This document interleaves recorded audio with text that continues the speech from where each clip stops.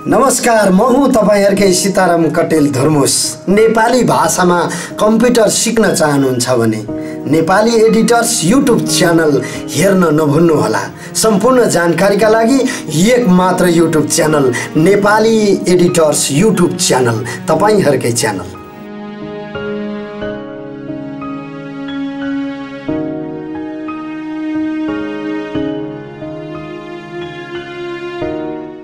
नमस्कार साथीहरु, आजको यस भिडियोमा मैले तपाईहरुलाई यदि तपाई बोल्न सक्नुहुन्न अथवा तपाईसँग चाहिँ बोल्ने कला छैन भने पनि तपाईले कसरी युट्युब भिडियो बनाउन सक्नुहुन्छ आफ्नो फेस नदेखाइकन नबोलिकन भन्ने कुरा चाहिँ म तपाईहरुलाई बताउन गइरहेको छु। तपाईलाई चाहिँ एडिटिङको नलेज हुनुपर्छ हैन, एडिटिङ तपाईले जानेको हुनुपर्छ र यदि त्यस्तो छ भने चाहिँ तपाईले नबोलिकन पनि भिडियो कन्टेन्ट बनाएर युट्युबमा राख्न सक्नुहुन्छ। म तपाईहरुलाई त्यो देखाउन गइरहेको छु हैन। र यत्रो भन्दा अगाडि यदि तपाईले हाम्रो च्यानललाई सब्स्क्राइब गर्नुभएको छैन सब्स्क्राइब गर्नु होला र यो भिडियो राम्रो लागेमा भिडियो शेयर गरिदिनु होला, जानकारी गराउनु होला साथीहरुलाई पनि भन्दै अब हामी विषयवस्तुतिर लागौं। र सबैभन्दा पहिला तपाईसँग कन्टेन्ट हुनुपर्छ हैन। तपाईसँग आवाज छैन अथवा बोल्न तपाईमा कला छैन भने पनि तपाईसँग लेखेको फर्ममा एउटा कुनै कन्टेन्ट हुनु पर्यो हैन। अनि यदि कन्टेन्ट छैन भने पनि तपाईसँग के गर्न सक्नुहुन्छ भन्दाखेरि चाहिँ तपाई अनलाइन न्यूज पोर्टलहरुमा जान सक्नुहुन्छ हैन। जस्तै मैले यहाँ अनलाइन खबरमा म गएर देखाउँदै छु। अब यहाँ जस्तै मानौ मैले उदाहरणको लागि यो एउटा घटनालाई यो न्यूजलाई चाहिँ म यो मैले लेखेको मानौ उदाहरणको लागि मात्रै हो हैन, यो एउटा कन्टेन्ट हो। र यदि तपाई चाहनुहुन्छ भने कुनै अनलाइनमा राखिएका कुरालाई तपाईले आफ्नो शैलीमा लेखेर पनि यो गर्न सक्नुहुन्छ। तर मैले अहिले यहाँ उदाहरण दिनको लागि यसो गर्दै छु हैन। त्यसको लागि तपाईसँग हुनु पर्यो एउटा के त भन्दाखेरि हामीसँग हुनु पर्यो अडिसन हैन, एउटा अडिसन हुनु पर्यो।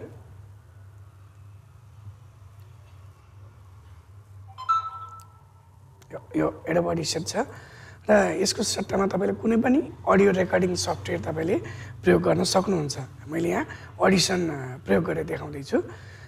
त्यसपछि के गर्न सकिन्छ भन्दाखेरि चाहिँ हामीले यो अडियोलाई चाहिँ यो लिंकलाई चाहिँ हामीले कहाँ खोलिन्छ भन्दाखेरि हामीले माइक्रोसफ्ट एज भन्ने हुन्छ, तपाईको विन्डोज सँगै आएको हुन्छ। यो यहाँ देख्न सक्नुहुन्छ।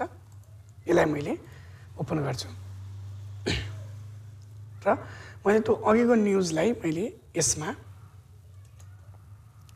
यसरी चाहिँ मैले यहाँ खोल्छु हैन। यदि तपाईले आफूले लेखेको कन्टेन्ट त वेबसाइटमा त आउँदैन, त्यसको लागि तपाईले ब्लगर हैन blogger.com मा गएर त्यो कन्टेन्टलाई लेखेर पोस्ट गरेर फेरि यसलाई रिड आउट गराउन सक्नुहुन्छ हैन। मैले त्यो एउटा तपाईलाई बताइदिएँ र यसलाई चाहिँ मैले जस्ट सानो चीज तपाईलाई रेकर्ड गरेर देखाउन गइरहेको छु। जस्तै मैले अब यसलाई मैले यति सिलेक्ट गरेँ र मैले अब यहाँ रेकर्ड मैले थिच्दिएँ हैन। यो थिचिसकेपछि अब यो यहाँ रेकर्ड सुरु हुन्छ। म बोलेको यहाँ रेकर्ड भइरहेछ हैन। अब यो यसरी र अब म एकछिन बोल्दिनँ हैन, यो म बोलेको पनि रेकर्ड हुन्छ, त्यसैले तपाईले हेर्नु होला। अब मैले यहाँ रेकर्ड थिचेर त्यो जुन हाम्रो यहाँ छ यसलाई चाहिँ मैले यही ब्राउजरले पढ्दिन्छ हाम्रो कुरालाई र त्यो यहाँ रेकर्ड हुन्छ हैन। मैले अब म बोल्दिनँ र रेकर्ड गरेर म तपाईहरुलाई देखाउँदै छु।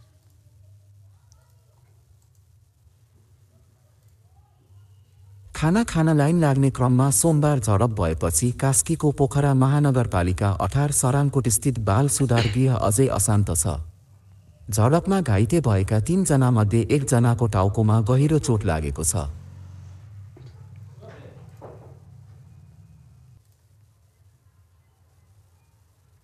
अठार वर्षभन्दा कम उमेरका बालबालिकाको अपराधमा संलग्नता पुष्टि भएमा बाल सुधार गृहमा राखिन्छ।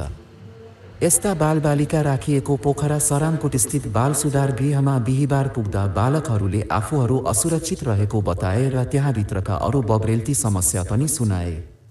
उनीहरूले यो ठाउँलाई सुधार गृह भने पनि यातना गृह जस्तो बनेको गुनासो गरे। 50 जना क्षमताको बाल सुधार गृहको एउटै भवनमा 94 जना राखिएको छ। साँघुरो कोठामा तल र माथि सुत्न मिल्ने गरी 2 तला बनाइएको 4वटा फलामे खाट राखिएका छन्। त्यहाँ 16 जनासम्म सुत्ने गरेका छन्। ल मैले उदाहरणको लागि जस्ट मैले यति मात्रै भने र यसलाई हामीले चाहिँ अडियोलाई बुस्ट गर्न सकिन्छ हैन यसरी। र यो किन यसरी आइरहेको छ भन्दाखेरि चाहिँ यो मैले मेरो अडियो युज गरेको छु, त्यसले गर्दाखेरि यहाँ राम्ररी रेकर्ड भइरहेको छैन हैन।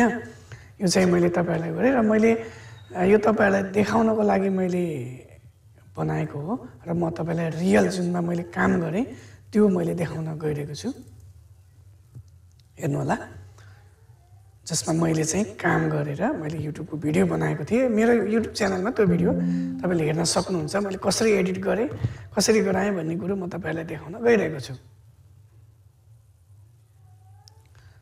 प्रोजेक्ट खोलिरहेछ र यो भिडियोलाई तपाईले मैले कसरी बनाएँ भनेर हेर्नको लागि मेरो च्यानलमा गएर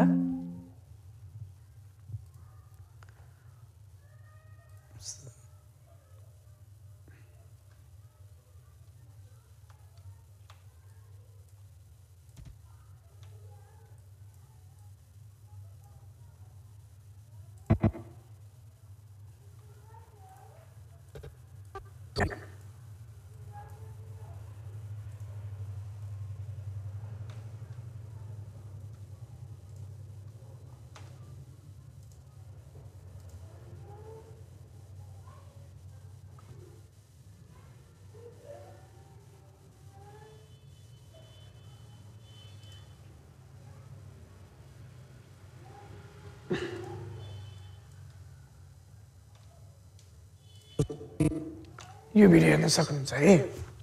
मैले यो भिडियोलाई चाहिँ मैले सेम तपाईलाई जसरी अहिले भने त्यही तरिकाले बनाएको हो र जब तपाईले त्यसरी अडियो रेकर्ड गर्नुहुन्छ त्यसपछि त्यसलाई एडिटिङ सफ्टवेयरमा लिएर आएर एउटा ब्याकग्राउन्ड म्युजिक यहाँ तपाईले राख्न सक्नुहुन्छ। र यो ब्याकग्राउन्ड म्युजिक कपिराइट फ्री हुनु पर्यो, जुन हामीले कहाँबाट पाउन सकिन्छ भन्दाखेरि तपाई युट्युब स्टुडियोमा जानुभयो भने अडियो लाइब्रेरी भन्ने हुन्छ हैन।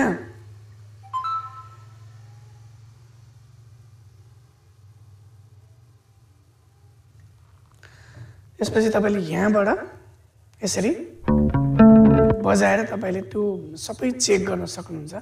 त्यस्तै गरी अब तपाईले यहाँ कुन जेनरामा चाहियो, जस्तै स्याडवाला चाहियो भने स्याड हान्नुस्, स्याडसँग सम्बन्धित आउँछ हैन।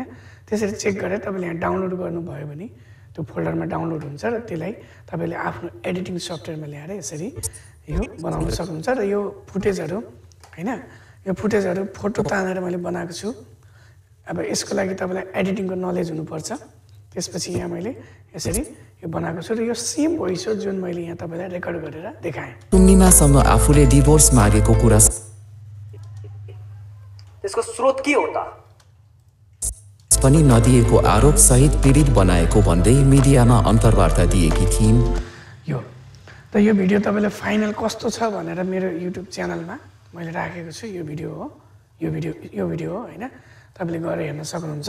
र यो तरिकाले तपाईले चाहिँ आफैले यदि तपाईमा बोल्ने नलेज छैन, बोल्ने कला छैन भने पनि तपाईले भिडियो रेकर्ड गरेर त्यसरी कन्टेन्ट बनाएर चाहिँ तपाईले युट्युब च्यानल बनाएर पोस्ट गर्न सक्नुहुन्छ र तपाईको भाग्यले साथ दियो भने त्यसबाट पैसा कमाउन पनि सक्नुहुन्छ।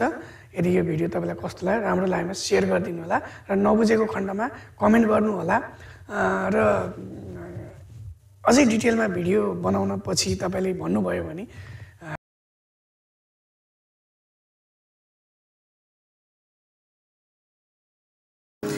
नमस्कार, म हुँ तपाईहरुकै सीताराम कटेल धर्मोस। नेपाली भाषामा कम्प्युटर सिक्न चाहनुहुन्छ भने नेपाली एडिटर्स युट्युब च्यानल हेर्न नभुल्नुहोला। सम्पूर्ण जानकारीका लागि एक मात्र YouTube channel Nepali editors YouTube channel, तपाईहरुकै च्यानल।